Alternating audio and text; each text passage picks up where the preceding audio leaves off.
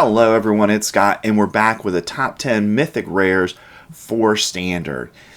So, before we dive into the list, remember to like and subscribe to get further content like this throughout Aetherdrift preview season and beyond. And if you're looking for cards from Aetherdrift, you can check us out on the web at caffeinatedgamers.tcgplayerpro.com. So let's dive in.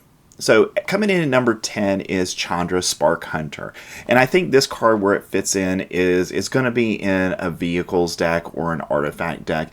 And also, it could also fit in with the draw discard decks that we see in Standard. So I think Chandra is going to see play. The question is how much. And if you can ultimate Chandra, then anytime you play an artifact, you're going to be able to deal 3 damage to any target, which can actually win the game fairly quickly if you get to that point. Coming in at number 9 is Loot, the Pathfinder. So Loot is an interesting character in this iteration of him, where he has double strike, he's got vigilance and haste, but more importantly, he's got all these exhaust abilities. And I think that's where Loot is going to shine, is in an exhaust deck where you can get these abilities. And we do have a couple of cards that allow you to either blink Loot to get the activations multiple times, or we've got a card that allows you to activate all of your exhaust abilities twice. And I think under those circumstances, Loot's going to be a very good card in Standard. Coming in at number 8, we've got Coal Stoke Gear Hulk. And this is the last of the Gear Hulks that we saw. And I think what's going to make it powerful in Standard is that when this creature enters, you get to put target creature or card with mana value 4 or less from a graveyard onto the battlefield under your control with a finality counter on it. And then it gains Menace, Death Touch, and Haste. And you're basically getting a 2-for-1 at least on that turn, where you're getting another hopefully powerful creature back, and then you're able to attack with that creature, hopefully getting in a significant amount of damage. And we do have so many creatures at this point that are 4 mana but have 5 or more power that I think it's not going to be a problem to really get value out of that ability. And then you're left with a 5/4 construct that's got Menace and Death Touch, and we do have a number of cards in this set that help bump up all of our artifact creatures. Coming in at number 7, I've got the Speed Demon for 3 and 2 black mana. You're getting that legendary creature that's a demon. And the thing that I really like about the Speed Demon is that at the beginning of your end step, you get to draw X cards and you lose X life, where X is your speed. So every turn you cast this on your second main, and then you immediately draw a card, you lose a life. But if you've already started your engine, you could be drawing 2, 3, 4 cards at your end step. And if you've already got a Sheoldred in play, you're actually going to be gaining life from drawing these cards. So I think Speed Demon really will be a successful card in Standard. Next, we've got Sabsunin Luxa Embodied for 3, a green, and a blue mana. You're getting a legendary creature that's a god. It's got Reach, Trample, and Indestructible. And it can't attack or block unless it has an even number of counters on it. So initially, the turn you play it, you can block with it on that turn.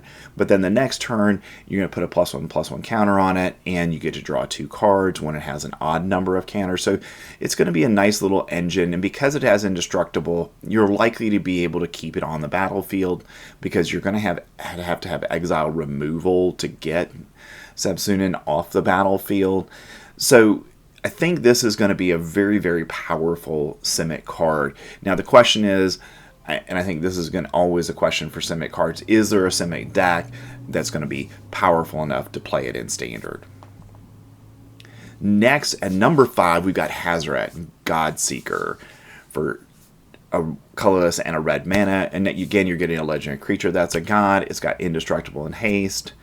And Hazoret is going to start your engine, and it cannot attack or block unless you have max speed. But I think with all of the Amonkhet gods, you really probably don't care initially that they can't attack or block, because you can use them to crew things. And we do have enough large vehicles that are at a relatively low cost, that you'll be able to use Hazoret to crew them very quickly and hopefully then get the advantage of that.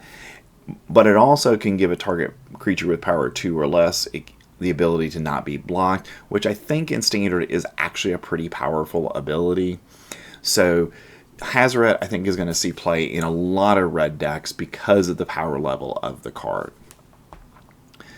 Alright, at number 4, I've got Riptide Gearhulk. And Riptide Gearhulk, it's got double strike, it's got prowess, and you get to take the best permanent off of your opponent's side of the battlefield and put it third from the top of their library. So it's going to take a couple of turns for your opponent to get that card back. So once you have this on the field and you can start attacking with it, you can get those prowess triggers. And I think that really makes this a very, very powerful card in Standard. And if you can somehow give it evasion, whether it's giving it flying or trample, then this is going to be a very, very powerful Azorius card. Coming in at number 3, we've got the Aether Spark for 4 mana. And this is just a good all-around card. It's +1 ability. You attach it to a creature, and it gets a +1/+1 counter. And then for every damage you do to your opponent, you get a counter on the Aether Spark. So I think it's going to be actually pretty easy to get to a point where you've got the -10, so you can get 10 mana of any one color. And usually at that point, if you're able to get there, you're probably going to be able to win on that turn. So I think the Aether Spark is going to see play in a wide variety of decks. Alright, coming in at number 2, I've got Radiant Lotus for 6 mana. And you can sacrifice any number of artifacts, choose a color, target player adds 3 mana of the chosen color for each artifact sacrificed this way. So Radiant Lotus, we're looking to get big things in play, and Radiant Lotus is going to be the thing that does that for you. You can, sacrifice a clue token, a map token, all kinds of little tokens that you're going to create throughout the course of a game. And then you're going to get that ability to just add a ton of mana to your mana pool at that point, and then be able to use that to get more important cards in play, or simply to put out again one of those really large creatures that we see in Standard. Alright, at number 1, I've got Ketramos, the New Dawn. Okay, and again, this is the last of the Amonkhet gods, and I think this one is the most powerful because it has Menace, Lifelink, and Indestructible. Now, the downside of it is you have to exile cards, but we've got plenty of cards in black and white that exile things, so I don't think we're going to have a problem getting to that point where you've got 7 cards exiled. And conceivably by turn 4 or 5, you're going to be able to start attacking with Ketramos, and anytime one or more cards is going to go into exile, you're going to be able to draw a card and lose a life. And that is really important because you're just going to be able to build up the cards you need to meet Ketramos's requirement of 7 cards in exile. So it's going to take a special kind of deck to make Ketramos very powerful in Standard, but I don't think it's going to be that hard. And I think Ketramos is going to be the best Mythic Rare from Aetherdrift. Alright, that's our top 10 list for cards from Aetherdrift. And remember, you can check us out on the web at caffeinatedgamers.tcgplayerpro.com to get all the singles you want from Aetherdrift. Thanks, I'll see you next time.